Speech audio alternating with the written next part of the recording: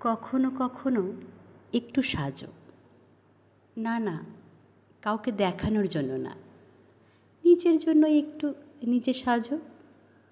সেজে গুজে আয়নায় নিজেকে নিজেই দেখো, আর নিজে নিজেকে দেখে মুগ্ধ হও।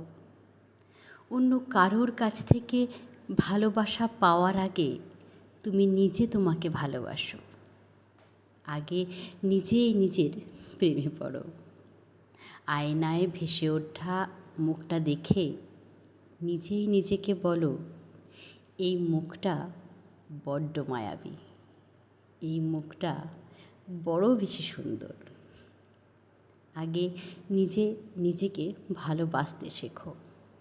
বিশ্বাস করো, পৃথিবীতে নিজেকে ভালো লাগা এবং ভালোবাসার মতো সুন্দর আর স্বস্তির অনুভূতি আর কিচ্ছুতে নেই।